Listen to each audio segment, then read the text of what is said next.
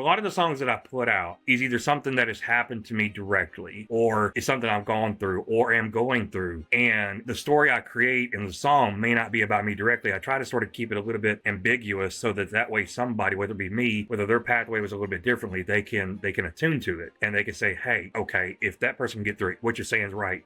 Yes, I know that feeling. Somebody else knows how I'm feeling. And if it helps them at the end of the day, that's great. Hey everybody, it's me, Matt from AI DIY. AIDIY.tech is the website.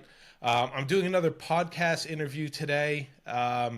This is with Main Records. Now, a few people in the background that know this interview is going to be happening have been like, oh, I've been really anticipating you doing this. One is Dom from the AI Music Society. He's like telling me he's really excited to see this coming up. I've been excited. Matt has been...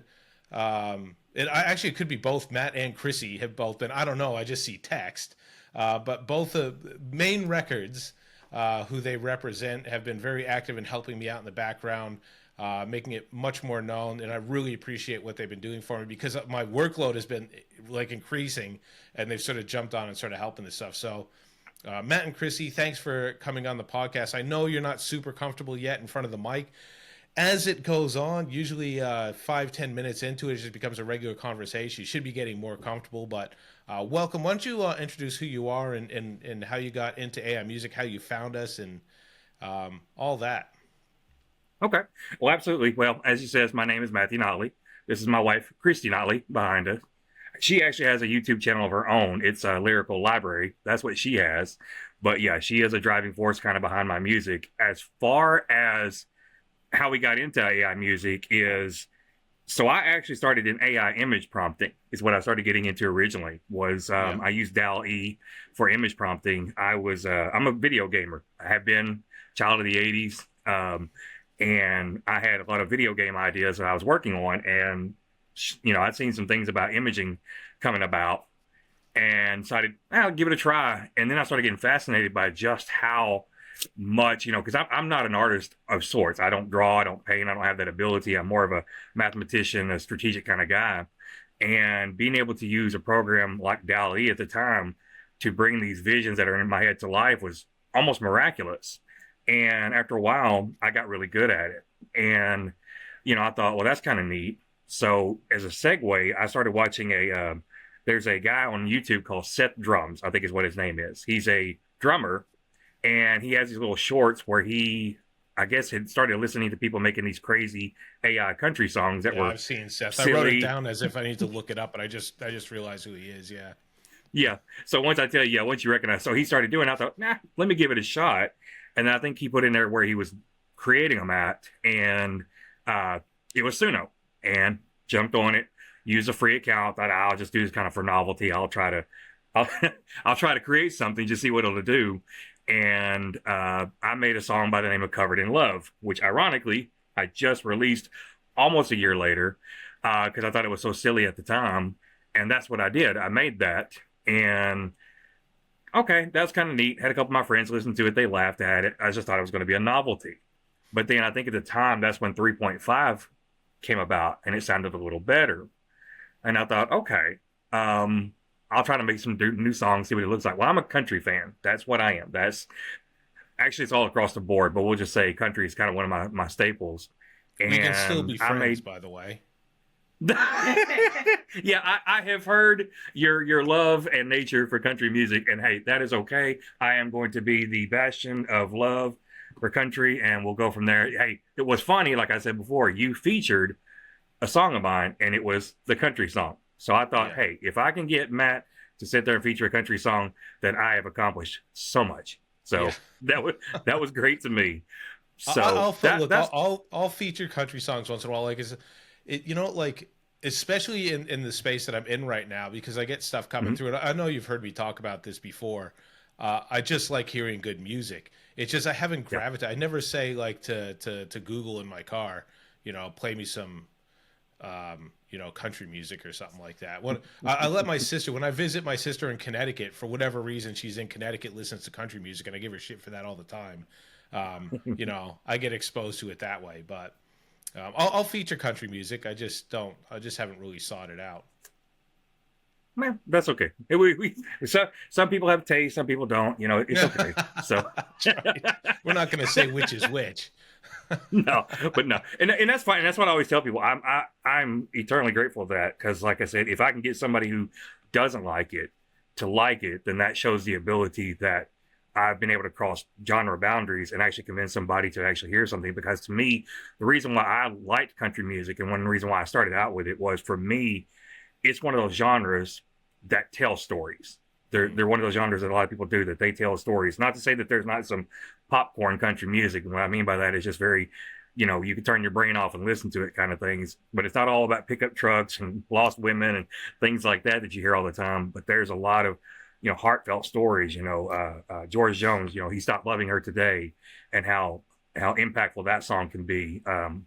So that's what I kind of bring to it. So when I do create country music, it's most of the time a pathway to tell that story. But if people don't like it, I take no offense. One of the things that why I don't gravitate towards country music a lot is Mm-hmm. because I guess like I'm from the Northeast, right? And Northeast is full like the way we communicate is much through like sarcasm and indirect, not direct stuff. And country music a lot of times is deeply passionate, but it's not overly subtle a lot of the time. Like we like to speak to you either in a loving or hateful way, in a very indirect way that you'll only know what I'm talking about 2 days later, right? And that's the sort of Yes. music that I like to sort of do. Which a lot of the country music is like direct storytelling. You don't have Mm-hmm. to. It's not hidden in metaphor and stuff. It's talking about actual literal experiences and Mm-hmm. that's like, and it's good. I'll like for that reason I'm starting to come around in that reason too, because like I actually get a lot of country music that comes through my desk, and I don't have to go to ChatGPT and be like, look, I don't have a lot of time to overthink about this song, and then scrape like, what's this song about? Okay, now I'll listen to it again. I can go, that country song is about that, and it's meaningful in that way. And actually, like that's a really good way to talk, because your music does cover a lot of like deep topics. Like one of the ones I saw, one of your more recent ones was talking about bullying, and I think you even sort of mentioned that that's a personal experience you had, and you were able to get through that stuff because you had a supportive family. Is that the case, or is that like, talk a bit about that, because that's what I pick up from that song, that one YouTube video. Sure. I think this could be Um, helpful if you talk about it. yeah. It is a very close, dear, and near and dear subject to me and everything. So, um, basically, when I was younger, I was the fat kid. I was the fat nerdy kid that grew up that pretty much everybody kind of picked on and everything. And I didn't have a lot of friends. And through the years, I had a very passive kind of raising. My dad was, he was always take up for yourself, if you have to, but never fight unless you just get to that point. And so, when people would pick on me, I would just try to pay the peaceful route. But the problem became is that it allows yourself to get picked on, to be picked on. And over the years and years and years of that happening, it just starts weighing on you. You start literally just believing the lies, no matter what anybody says.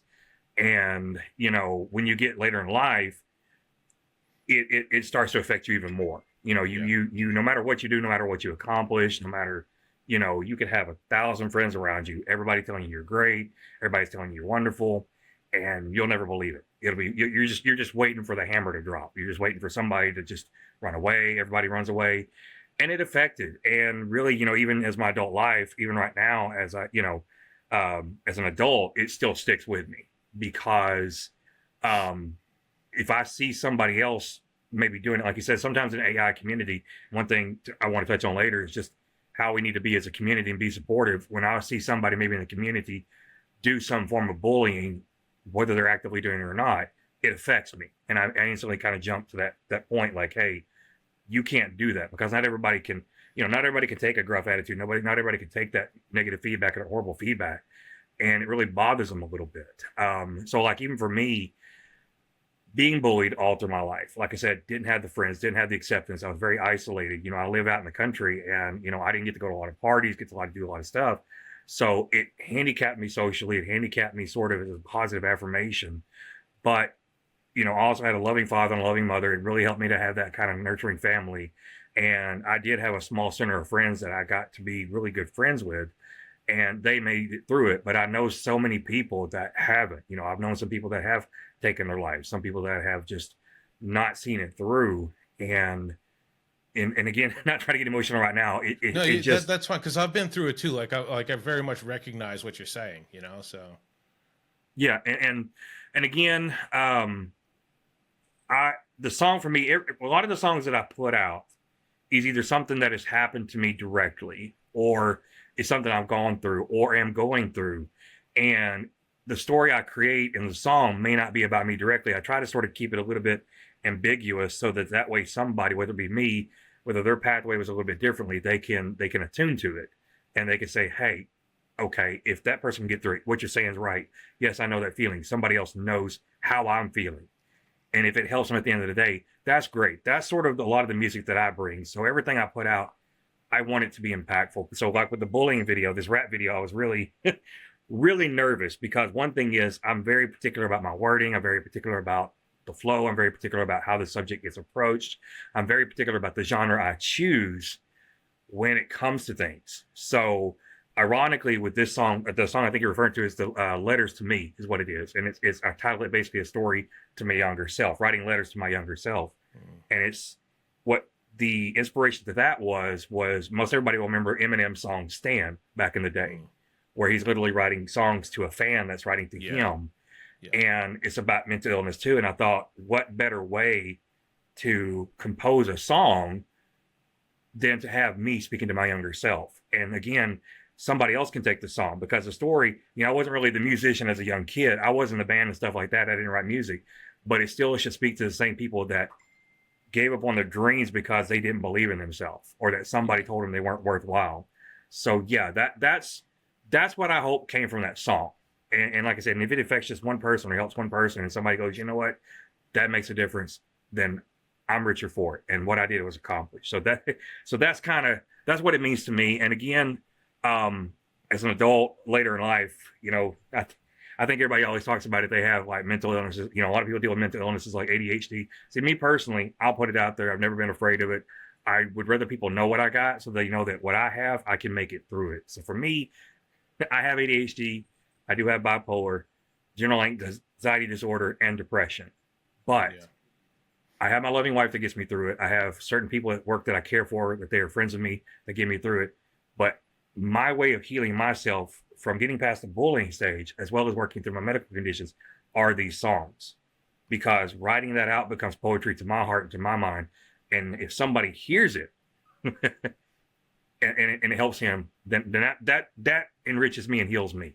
So I hope that kind of answered your question, Matt. Yeah, no, it does. I'll touch on my experience a little bit too, but I love, and sometimes I wonder if my experiences are very similar, have led me down this path. Because now I hear you saying that, like, you see something happening and you want to deal with it as an adult. Because I very much have experienced very similar things. Like, I was growing up with a neighbor 2 years older than me, and we were younger. We were pretty good friends. As we got closer to high school, he sort of become partially a psychopath.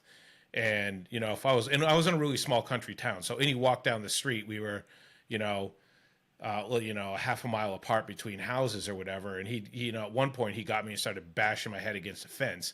And then he started bragging about it in the school the next day, and he'd get all his older friends to start beating the shit out of me as well. And it's not just about it's just every single time you walk into school, like, you have to be looking over your shoulder for your entire high school.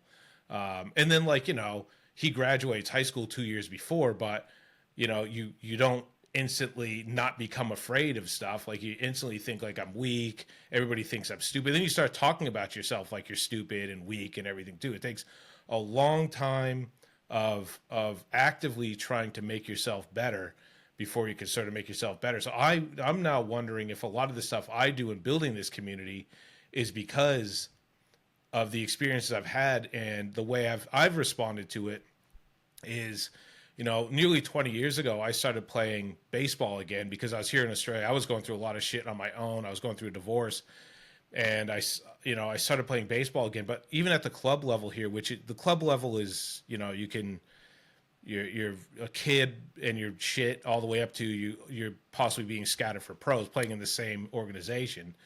And I started playing there, and then people were treating me like shit, and I thought, I'm going to stick to it in these lower grades.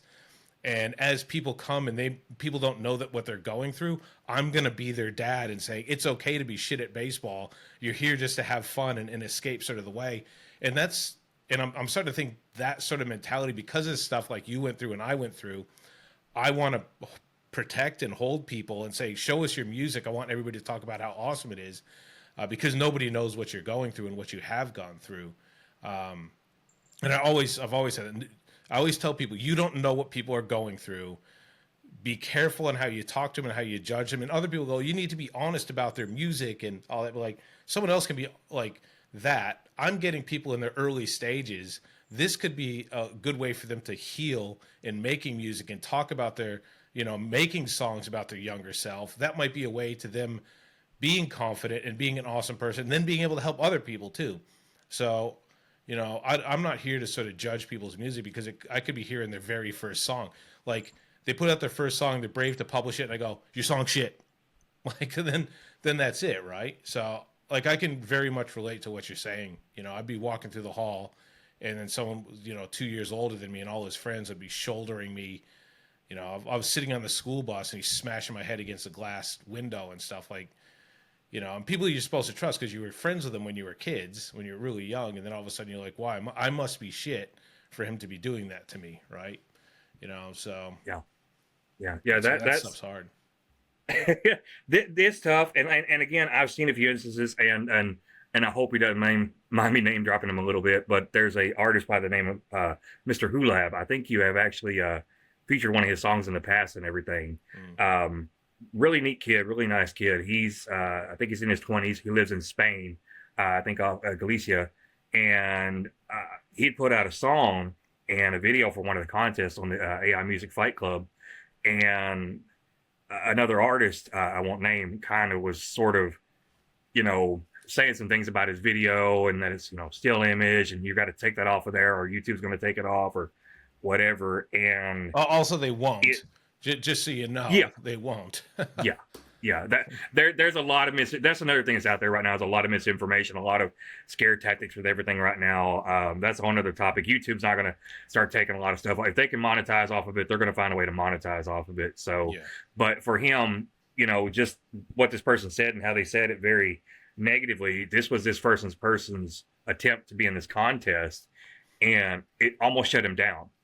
Really young guy, and talking with him, he's had a really checkered past, and pass it out. If he ever wants to share, he can share it. But it came from an area of bullying too. And when that happened to him, when he's really trying to put himself out there, that hit me. And that was probably one of the turning points for me here recently, where I, like you said, that bullying mentality hits you, and you go, you know what? I got to be the nurturing person. I got to be the parent. I got to be the mentor. I got to be the person that goes. Because he was going to shut down and go, I don't think I'm going to put any more music out. I'm just disheartened.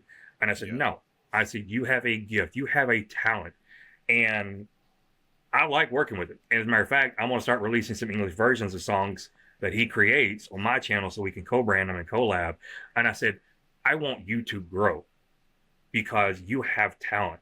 And to think that one statement that one person makes, and it's hard, like you said, not everybody can adjust. Not everybody has that strength or that inner person that can rise above things. And when you put yourself out there and expose yourself, and you have somebody who maybe in their mind thinks that they're helping the person, now shuts that person down, that's devastating. So that's sort of what I do. And that's one reason why I reach out to more people. When I see people struggling, I offer to help. I never come from a point of, hey, I'm better than you, because none of us right now are signed to RCA or MCA. None of us are any major record labels. So we're all growing. We're all growing together. So why not work together? So in the bullying, in the hate, let's work together. If you don't like the music, there's a bunch of artists out there you can listen to. Support who you can. So I do want to go down this a little bit because I haven't talked about this enough, and this it very much aligns with what I think the AI music community is and what AI music is. I think it's more about people healing and getting it out there and growing, and then maybe one day getting commercial success or whatever. But I think it's about I think there's a way music just connects to people's thoughts and words. And I've spoken a little bit about this in the past, like the more time you spend with a song is the more time you spend with those words. And then I think, like, at least when I'm writing music, I go like, oh, that's true too. I should probably get that out. And then you sort of realize stuff that you don't really realize. And I don't necessarily want every single person that's out there making music to be, you know, the next guy signed at Sony Music Studio. But at Hmm. the very least, if someone makes, you know, 50 songs and they're better because they did it as a person and they're more confident.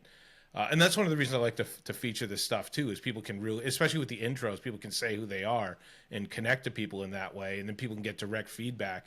And this community is really about giving like positive feedback as well. That's what I want it to be.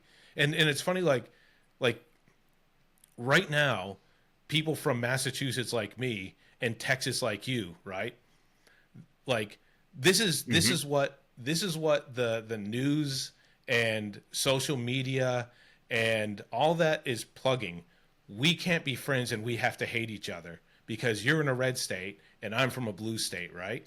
And I'm getting tingles here because my thought process is going in like right? And it doesn't Yeah. have to be true. Like I didn't even know where you came and I don't really care, right? You listen to Mm-mm. country music, which you know, country music, you know, whatever. You're like, yeah, you know, that cliche is true, but you No. know, we we can like Yeah. each other, right? Like, and we can. Yeah. And I was excited to talk to you, and you know, it's interesting that you know, I'm from Massachusetts. People from Massachusetts think like you would be a bully automatically because you're from Texas and you have to you be a strong Hmm. person and can't be a man who's connecting to his emotions, right?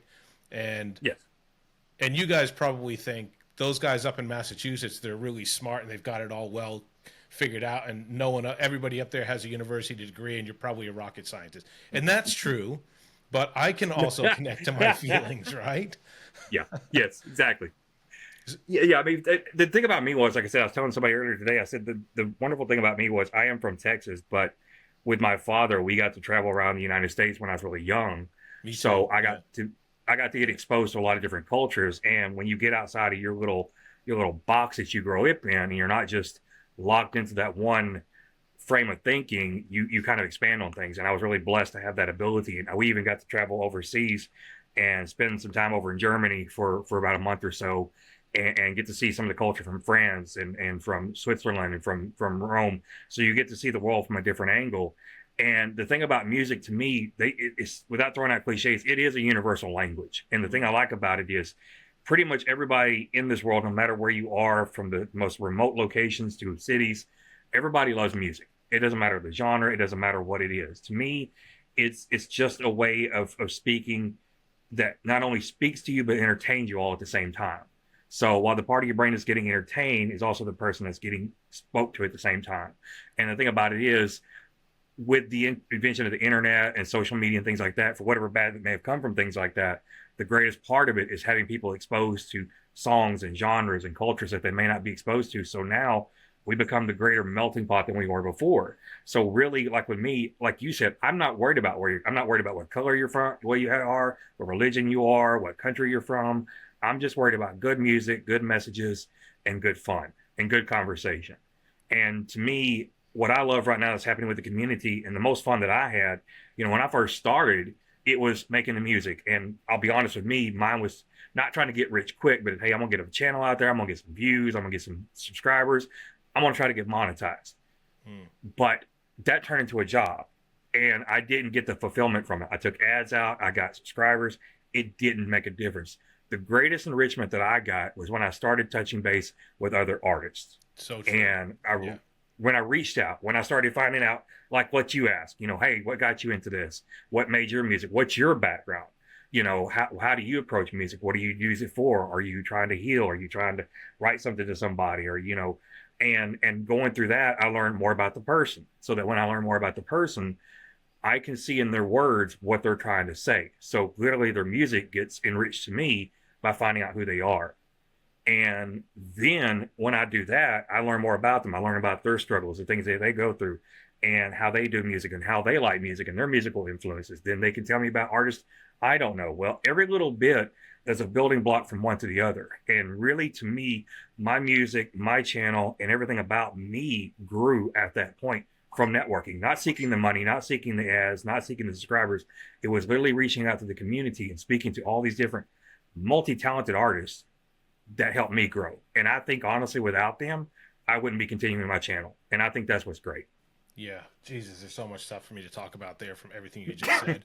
One, Yeah. and I'm usually keeping notes, but I'm just sort of locked into what you're saying. Mm-hmm. So one thing, I'll do a plug for my charity because you provided a good way for me to do that, which you know, I support the John Fawcett Foundation, right? They go to Indonesia. There's two remote ambulances. They go out to these really remote places and they perform eye surgery. And like one of the goals that I have in my channel, besides to sort of make a career out of this, is I want to have a few people in this community that want to invest a little bit more in this channel, but also into the foundation, and go on the trip like I did with me, like go to Indonesia and see it. Because exactly like what you said, traveling around the world and seeing different cultures totally changes you and gives you a different perspective. I think if you're locked in your house watching, so like you're in your bubble. I remember like this guy that ran a gun range, and I was a cop in Massachusetts in a small town for a very short time. The guy that ran the gun range was down there just talking to him, just talking about all these, like, at the time, like right wing sort of things, and he was like really hardcore about it. And my sergeant was kind of right wing as well, but he wasn't like the gun guy. Like he was like big time.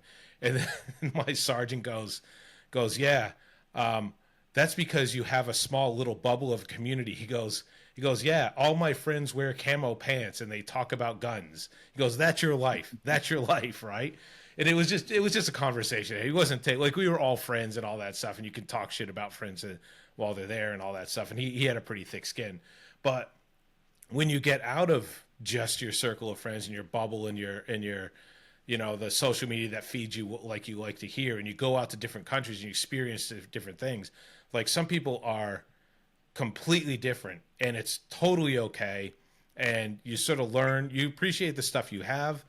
You can go to a really poor country and you can appreciate, like, oh man, I don't have to live here and have to never have access to a hospital or whatever. But you can also, like, I've been to like Fiji, and I'm like, dude, all these people are really helpful to each other, and they have each other's backs, and they're happy to take things slow.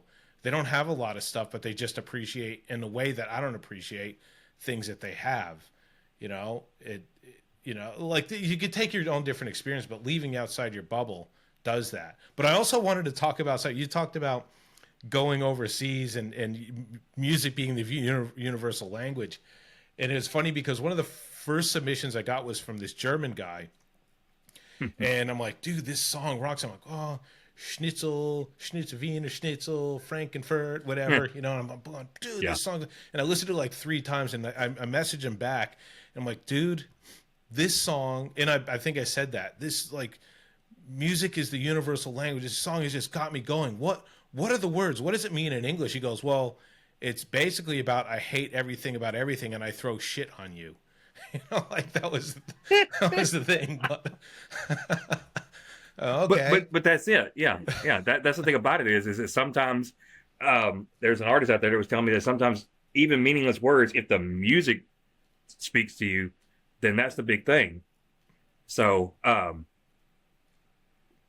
yeah, so that's what I look at is how does the music, even if the words don't speak to you, the music can speak to you. Yeah, that's the thing about it. So to get you moving, Well, yeah, I mean, and that's the thing I was telling you about the Mr. Who Lab. He sends me songs almost all the time to listen to them, and they're in Spanish. And he's like, "What do you think about it?" I said, "Okay, do you want me to tell you what the words mean, or do you want me to tell you what the song means to me?" And I'll tell him. And the thing about his stuff that I really love about it is that I love his songs even sometimes before I even know the words. Because, like you said, I'll be rocking out to it, won't know the words. He could be speaking about cooking pasta and pizza for as far as I know, but I'm sitting there thinking he's rocking out to a concert. Yeah. So that's what I like about it. Like you said, I love how, and he's from Spain, but what he's writing is not necessarily Spanish songs. They're rock songs. But what I've grown from him we talked about learning from things, is I'll take his songs and translate it from his Spanish to my English, And I'll actually even change. He's like, you even recognize some of my cultural things and change. I said, yeah. I was like, that's what I want to do. I want to learn because if I know how your cultural is, your song has that much more significance to me. So that's what was great about him was learning what that significance of his culture was. Well, now your song's even greater, dude. It was great. It was great here. Now it's even greater. So Yeah. that's what I like about it. So Yeah, it's awesome. It's a way. Yeah, you're right. It's a way to connect to cultures and stuff. And some people don't have the ability to travel, but if you make the no. effort to get to know other people in the community from other cultures, and we have a lot of Hmm. people in Europe, a lot of European people in this community and stuff. I got to focus a little bit more on them as well because I know some of the times I do my lives, like Yeah. actually the most pushback I'm getting about the time slots I have is from Europeans, and I love some of the European. Well, look, there's nobody I don't love from the European part of my community, not just some. So I probably should give back to them a little bit more. Actually, the German ones I'm getting a lot. I do get Spanish stuff, but I get a lot of German stuff Hmm. coming through. So I think Germans definitely like to plug into the AI music. I don't know if they like technology more than most people or what. I'm not sure.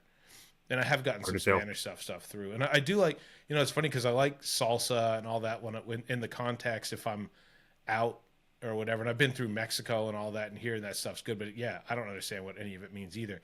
I assume it all has to do with dancing. Um, Yeah, that's a good guess, probably. Yeah, yeah. all Spanish music has to do with how you need to dance, basically. Yeah, cool. Now, you mentioned about video gaming as well and how you're a Hmm. gamer, and that's interesting Yes. because it's interesting to me because I find like a lot of people in this sort of AI music community are drawn to the technology before they're drawn to the music. Is that like a lot of people in the community? Are you finding that to be as well? As far as that, it's hard to tell. I thought I would see more gamers out there, but Yeah. Well, a lot unfortunately, of them are I don't. developers, but a lot of them are in tech Yeah, or interested in computers in some yeah. way. Oh yeah, pretty. There's a just. I would say probably a good majority. I'm just throwing out a number. I'd say probably roughly 80% of the people that I work with have some sort of tech experience. Either they've done tech or they've worked in tech. Whether it be computer engineers, whether it be software engineers, whether it be data development. Yeah, I've seen a lot, and I think that's what draws some people in. I think it's that, because they think that, hey, they know how to use technology, they understand it, they're fascinated by it.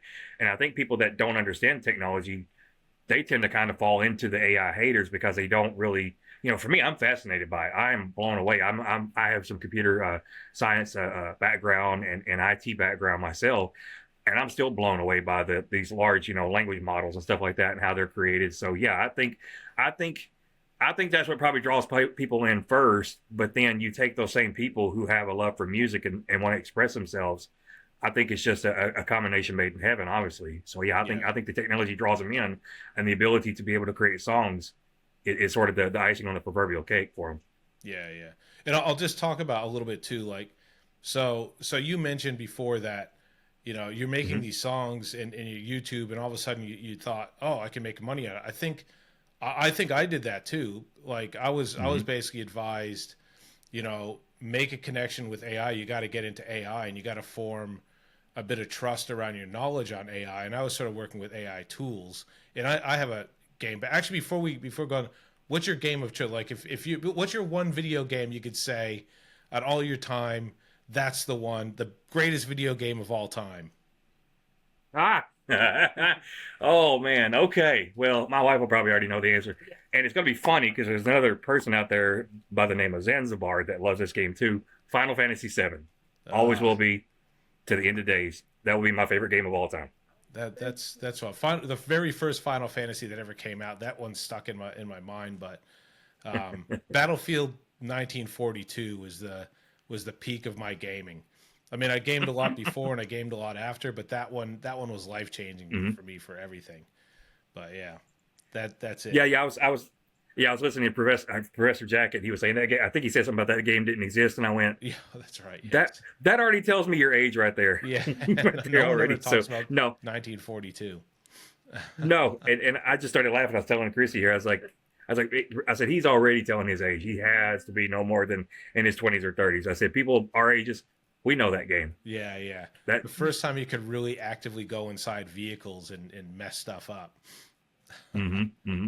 Yeah. So what But I was started talking about, but I really wanted to get that out there. I should probably have the regular question: "What's your favorite video game?" Because I'm curious, and you're right, it does age people.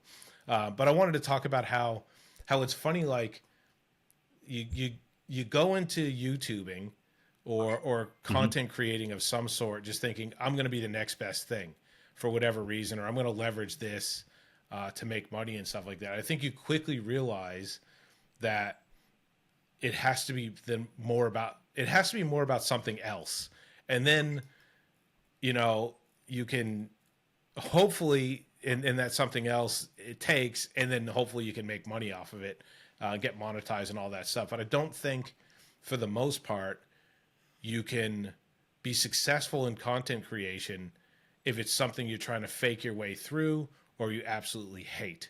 I think maybe if you have like a massive team and all you're doing is being the media guy in front of it and you're just repeating stuff, and everybody else is producing content, maybe. But I think as like a sole content creator, like you have to like it for real to be able to keep doing it. Like I've been coming up on about 20 months now and doing it, and I just freaking love it. I have moments like in the last couple of days I'm like, I can't, like I want everybody to keep contact me through my website, because in all the other means I'm starting to lose my mind. I'm starting to lose the ability to keep up because I'm asking for intros and I can't. Like yesterday was I had to shut off. I'm like I couldn't deal with it. So yesterday, but for the most part, you just have to sort of love what you're doing. Would you agree with that? Like you kind of said that, right? Yeah, I mean, to me, I've had a number of little different times of burnout myself too. I've had a lot of, moments where it got to be too much because, so like I said, when I started, it was trying to be monetized. I mean, it was one to create the songs, but originally I'd wanted to do like a video game channel, but Mary, Tom, and everybody else is making one. So when I came up with the idea for the AI music channel, it was, hey, this is something different, something new. It's on the cusp of taking off. Well, here's a perfect business opportunity. And I thought, okay, well, I'll combine a little bit of what I'm doing to a business. But the problem was, like you said, I wasn't feeling enriched. It felt like it was more of a job. I wasn't getting the recognition. I wasn't getting the numbers. Whatever I got through ads felt hollow because they weren't returning. There wasn't any interaction. And that's when I started just kind of stepping away. And there was one point where I did step away for a couple of months. And honestly, like I said, when I came back, I started touching base for the community and I started finding love with that. I started going, hey, I like their music. Maybe I could try to reflect what they do. The thing is right now, and I was talking to, you probably know who Echo Gate Studios is and Yeah, everything. Echo Gate He's a pretty Studios. I want to shout out Echo Gate Studios. dude. Woo! He is an absolute a godsend for me because he And and I've been kind everybody, of and talking to a little me bit too. lately. Like Echo Gate Oh to yeah, me, like yeah. I feel comfort when I do a video and Echo Gate Studio leaves a comment almost straight away.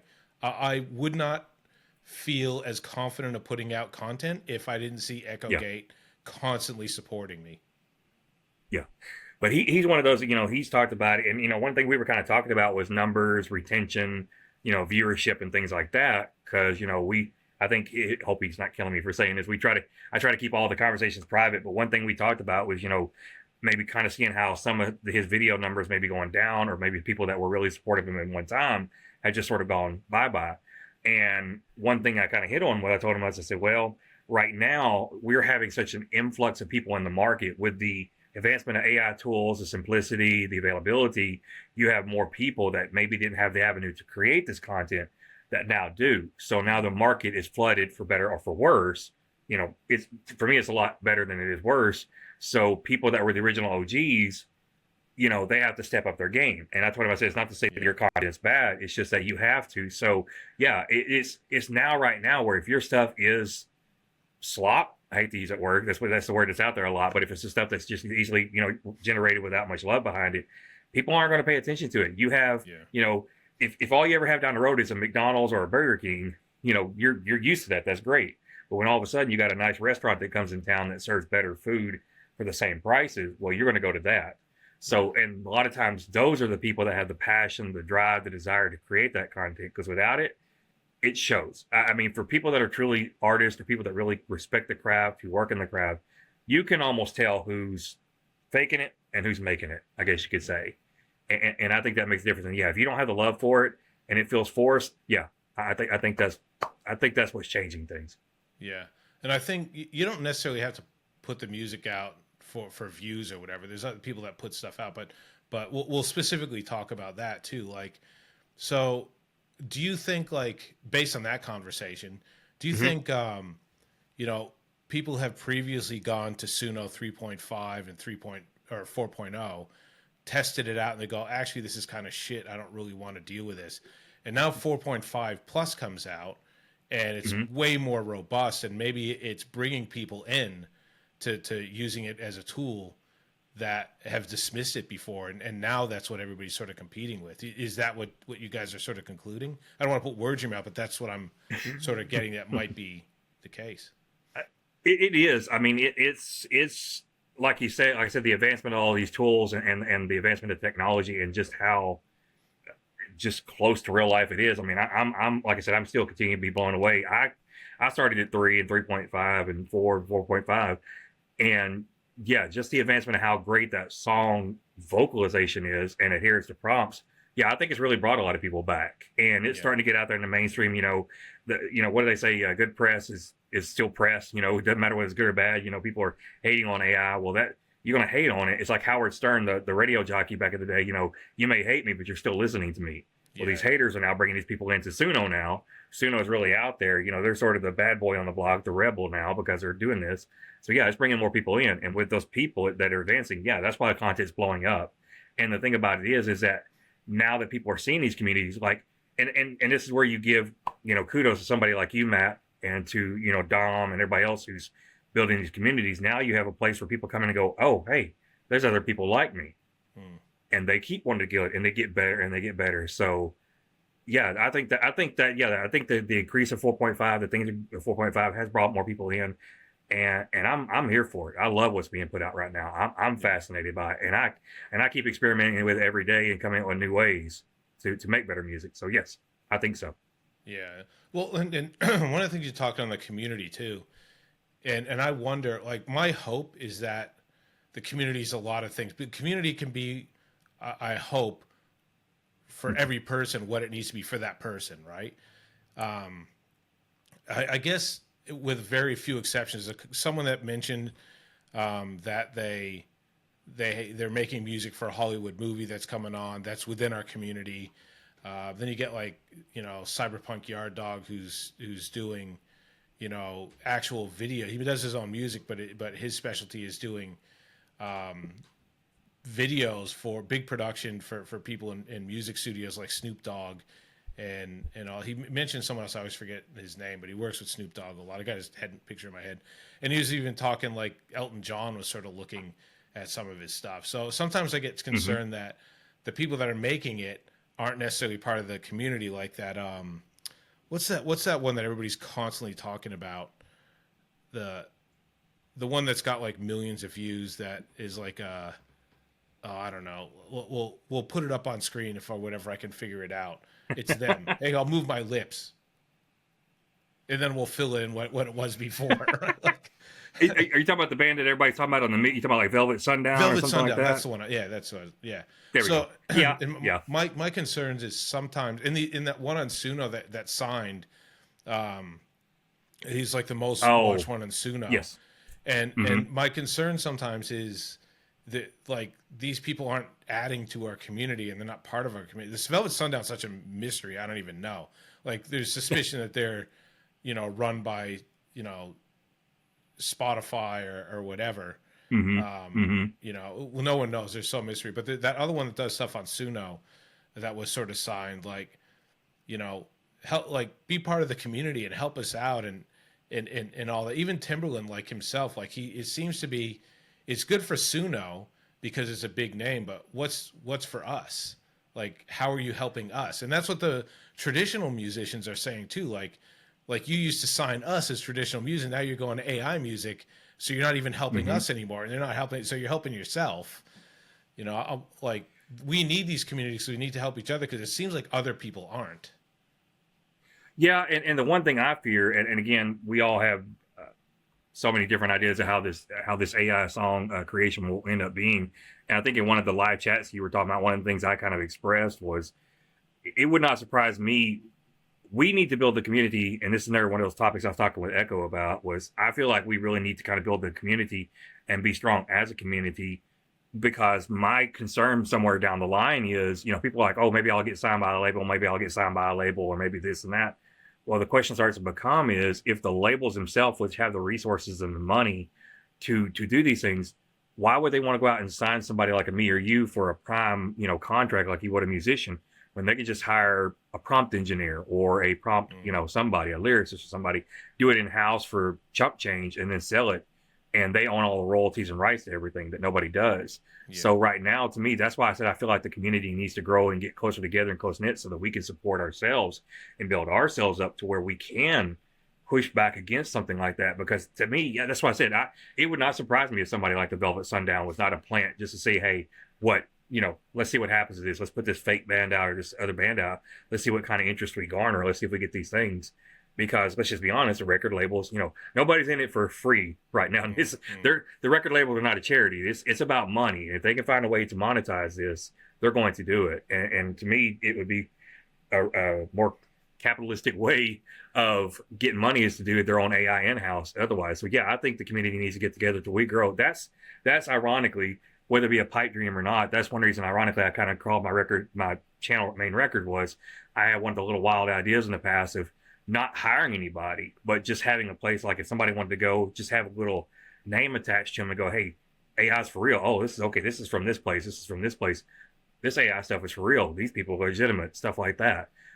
That's something I would love to see from the AI community. Not only just push back against the haters, but literally create a space where AI artists can thrive and grow. And really, what I would love to do is to see the interaction between AI community and the mainstream music community. Because one of the goals I would always like to have, the one thing that would bring joy to my heart, was if a song that I created on Suno and whatever, if I actually saw a real artist or a real band sing it and perform it on stage, that would be the epitome to me. That's the crossover I would love to see. So yeah, that's been talked about a little bit. What's his name? Kid Rock talked a little bit about, there's going to be thousands of songs done in my voice, and if I like one of them, I'll sing it up on stage. That'd be kind of cool. But my focus isn't like, I touch on monetization and all that, and people are making a good side hustle with doing AI music. Like they're making, like I've heard $500 to $1,000 a month is the better ones that I've sort of heard, right? Just on that, and all of a sudden, if they get their YouTubes monetized, they could probably make a little bit more. And you don't have to be signed to a record label to do that. You just have to put out content. And some of the stuff that's like, there's the range, right? There's what I think is really well thought out, deep music, making money through Spotify or DistroKid, whatever the distribution platform you have.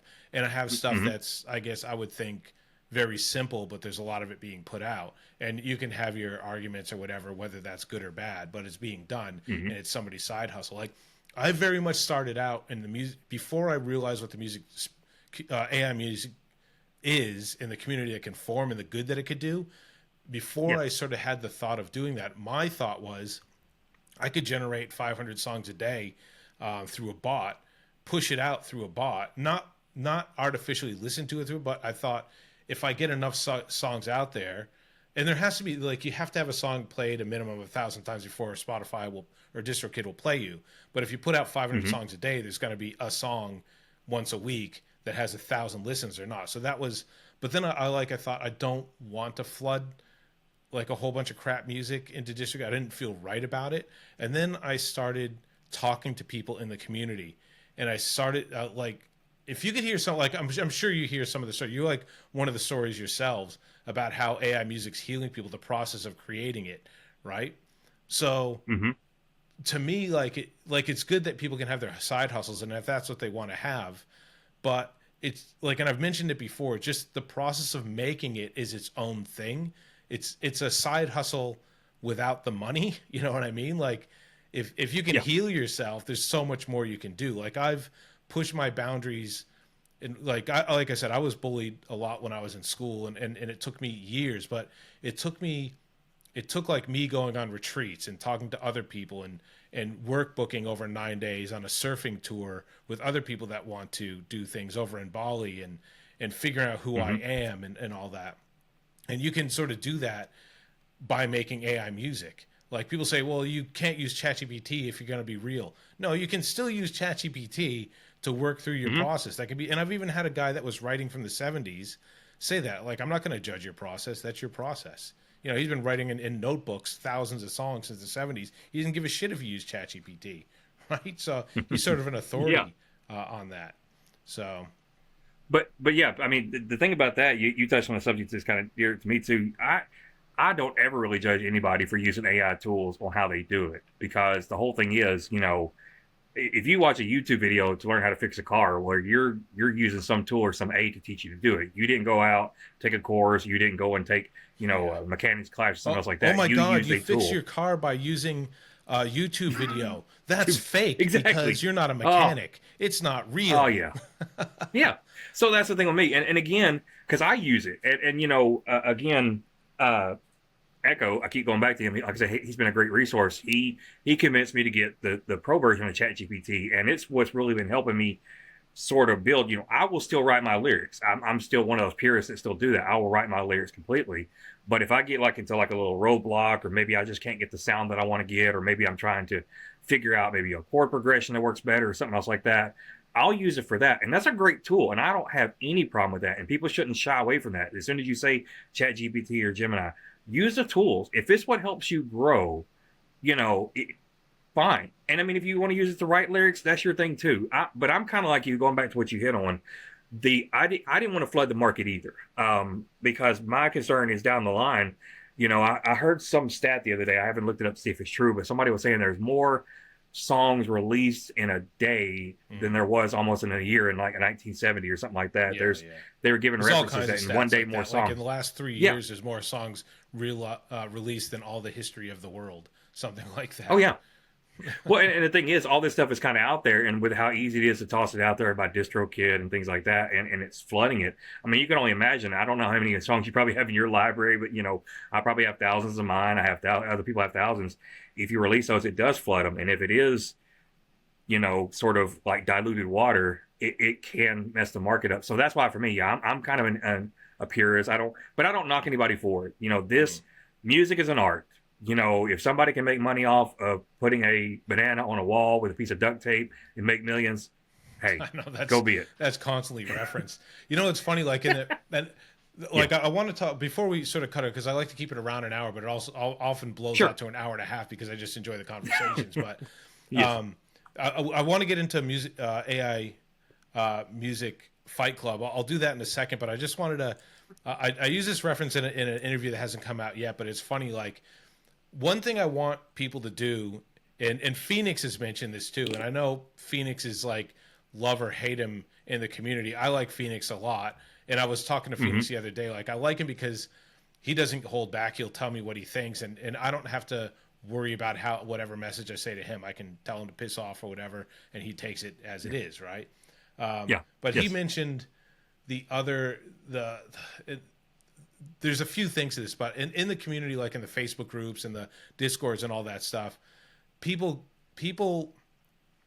and I'm not saying, like, just hear me out, right? People mention that they'll write their lyrics from scratch, but it almost is like a defensive mechanism where people are saying it because they don't want to be attacked by that sort of stuff, right? So, like people saying, "Oh, you're crap," they go, "I'm not part of them." Like, I'm not one of them. I write my music from scratch. I'm okay, right? I'm not saying you're doing that. Like, and you specifically mentioned you don't care how people write their stuff, right? And I was kind of mentioning to someone else, like, hey, have you ever heard that joke? Like, how do you know you have a helicopter pilot in the room with you? How's that? He'll tell you. Yeah, it's kind of like that with writers. With like how do you know? Somebody writes their own lyrics, they'll tell you. You know, that's how it is in our community. Well, it's almost like you said, you start to question, and that's been sort of the big funny thing out there on the boards, is everybody kind of, you don't have to keep telling us you're right. I told somebody, I said, a lion never has to tell you it's a lion. You know a lion with a lion. It doesn't have to roar. It doesn't have to come up next to you and just roar in your ear, you know. So you don't have to keep telling us. And like you said, I think it is a defense mechanism. And then, of course, when they say it, you start the question. Okay, then what are you trying to convince us or yourself? Who you're trying to convince? So Yeah. we don't care if you write it. So and that's the thing. Everything if it's something that enhances you, if it gets you going, who cares? Yeah. If it's Totally good agree. music at the end of the day, it's good music. So yes. The only thing that I probably would say, come on, man, is if you're just pushing a button. If that's all you're Yeah. doing, and even just and even that, I just want to pull that back a little bit. If that's what you're doing to Mm-hmm. start to get to know the Yeah. technology and how to distribute songs and what they like, and if you do that for a little while, but if you're coming into the community and all you've been doing is pushing a button for a year, I mean, Mm-hmm. you try to grow a little bit, right? Because the people that sort of bag what we do, they imply that every single one of us, that's all we do, and it's Yeah. not the case. Like, so many of us work through songs and the tech and are adding different elements to it. Like, maybe for the first year you don't know how to add your voice into a song or something, then all of a sudden you learn that you can do that and you start mixing and all that. Like, all you traditional artists out there, like, were you you picked up a guitar and like, oh my god, I'm the best I'm ever gonna be the first day you even saw a guitar. Like, it's the Mm-hmm. same with us. We're doing the exact same thing, just with different Yeah. tools. So Yeah. And there is a complexity that is missed with the music. Even with AI writing, there is still a lot of nuances you have to go to because I had a background in music. I was in band for several years, played it, mm. can read music, can probably even write music a little What bit. instrument did But you right, play? I'm curious. so my primary instrument was saxophone, but Yes. in the band that I was in the band that I was in, I ended up having to learn to play most all of them. I had to learn because we were so short, and I had to teach a lot of folks. So, but the ironic part was I never learned how to play guitar, and I never learned how to play piano. Yeah. Don't ask me why. I have no Well, idea. because you're in a concert band. That was the same thing. I just learned trumpet and I didn't bother with anything else. And I told everybody I could read drums because, to me, I was looking at the sheet music for drums and I'm going, all it does is wear on beat to hit those Yep. drums, you know? Yeah. Yeah. Uh, But yeah, that's there's a complexity to it. It's needing to know, how a song is structured because how you structure that makes it, so it's not just prompting as they say. Yeah, you could have Suno write it, but you know the difference between the way Suno writes it and the way that, we write it and everything. yeah. Because there's a lot of structure you have to work on. Yeah. All right. But We'll try to lead it out with the AI Music Fight Club mhm, because you yes. moderate that group. I only just really discovered that group a couple weeks ago, and I'm very much afraid Yeah. I'm going to be kicked out of it because I'm not making any songs for it. In the last couple weeks, I've been massively um, Hmm. involved in a lot of other projects. I got some really cool stuff coming up over the next couple weeks that I'm sort of actually, by the time this comes out, people might know. But Hmm. Hmm. talk about AI Music Fight Club, what it does, what you do in it, what's it for. I swear I will get active. Don't kick me out. Oh no, no problem at all. That's okay. Right now, it was actually created by Victoria. Uh, she's otherwise known as AI Mystery Key. Her and her husband they built the group and everything, but they've been working on some other projects. As a matter of fact, I've been collabing with her a little bit. She has a channel called Phantom Lounge. It's actually a channel that's dedicated She's got a to couple things. She's got a couple things going yeah. for her. Yes. Yeah, she's got, and I kind of collab with that, and I was really kind of thrilled that she called on me because she told me she liked the way I worded things and structured things, and she was really happy with what I did. So she's kind of been working on that project and everything else like that, and that kind of has her attention pulled. And the AI Music Fight Club, we unfortunately had one of our members that he just sort of kind of disappeared, and he was an integral part of the group. And when he left, it sort of left this really big void. And at the time, I was just a member of the group, and I knew Victoria pretty well, and I kind of went up the chain, went to moderator, and now I'm one of the admins. And basically, what it is it's a place that we want to have what we call friendly competition, if you can use those two words together. But it's literally a place where we sit there and bring everybody from all different likes of music, doesn't matter what genre, doesn't matter, to come in. And a lot of times we'll have a theme-based contest. It could be, like the one that we got right now, which has apparently been very more complex than we thought. Was you basically write a love song or an anti-love song or whatever without using the words love, hug, embrace, stuff like that, and you can't have it in your song anywhere. So it's a challenge to be able to write a song that's message is conveyed by the word that you can't put in there. Yeah. And that's one of and then we'll have something like it's a rock challenge, a metal challenge. We'll have a challenge based on tell us about your worst regrets. So That's what it is. You come in, you submit your songs, and we sort of have like a polling. We put everybody into groups. Everybody has an opportunity to vote and speak their word. Everybody, we just say don't vote for yourself. That's the only key rule on that one. But what it does is it really not only creates a challenge for people to write something, but it also gives them a place to advertise their song, you know, because as it says, good press, bad press is still press. So that's what we kind of strive for. And we do it respectfully. We don't bully, we don't hate. We want everybody involved. And even if you don't submit a song, we try to ask people to vote as well, because, you know, there's nothing that feels better. If you go up against 30 or 40 people and you win a contest like this, that's a major enhancement to one's self-esteem. It makes you start to believe that, hey, if I can do that with this group, I can do it with anybody.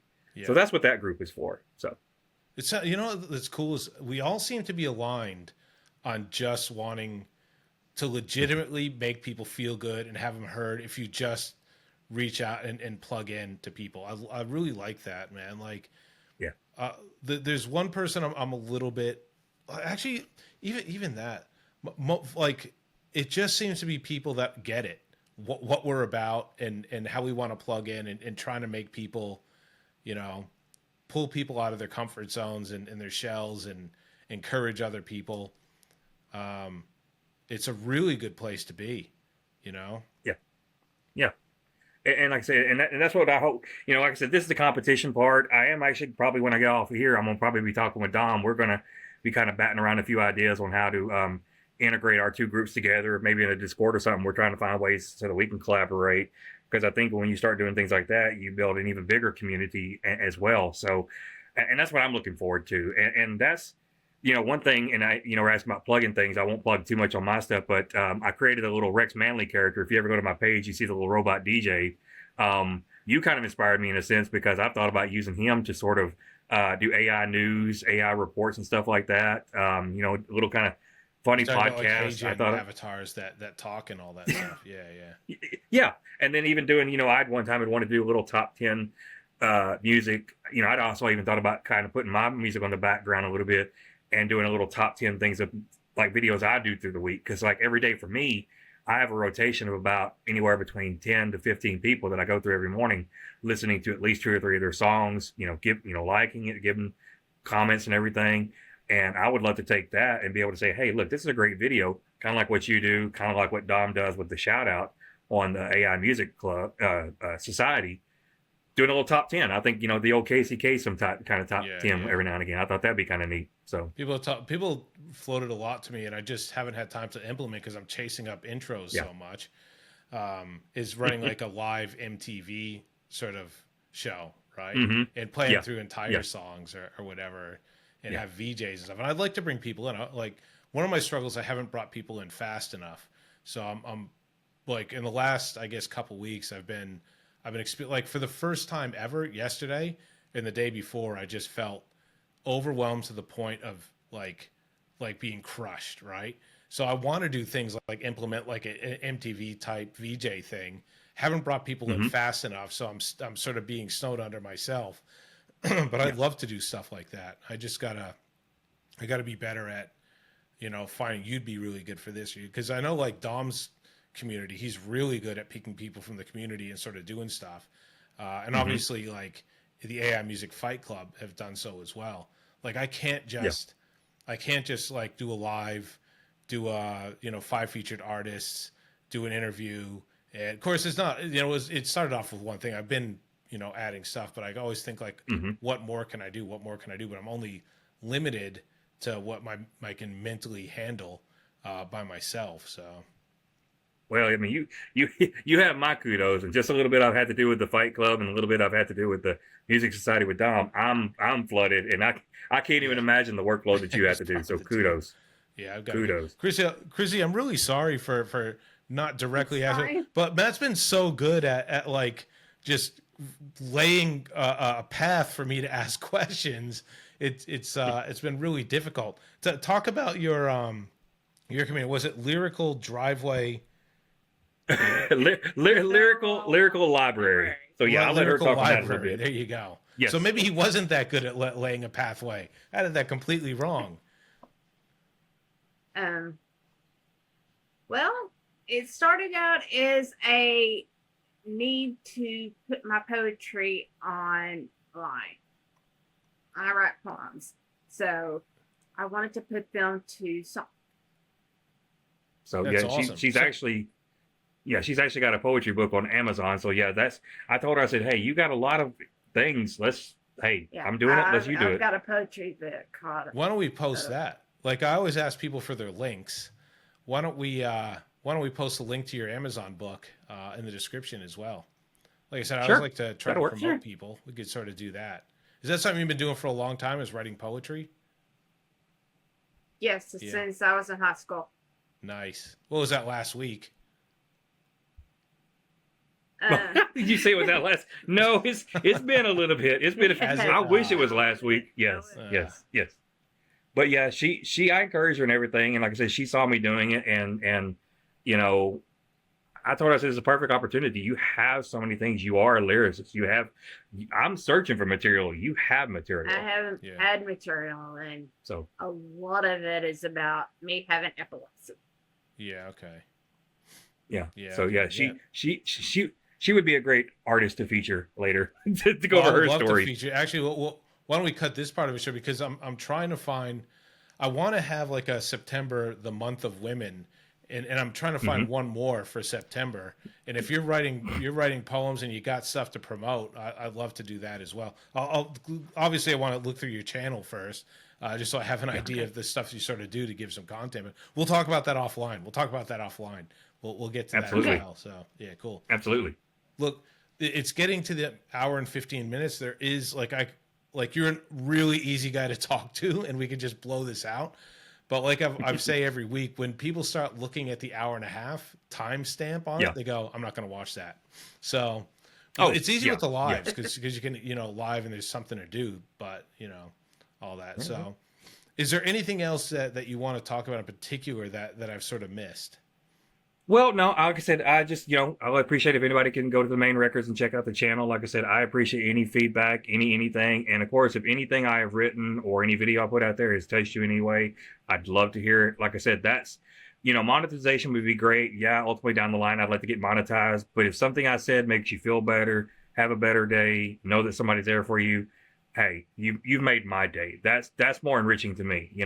When we leave this world, money is not coming with us, but the idea that we may have helped somebody or saved somebody's life or got them through something, Yeah. that means the world to me. So that's kind of what Main Record stands for. And the other thing is, that's all I think. I'm kind of check out her lyrical library. Like I said, she's a beautiful artist. I want her to get as much publicity as I do.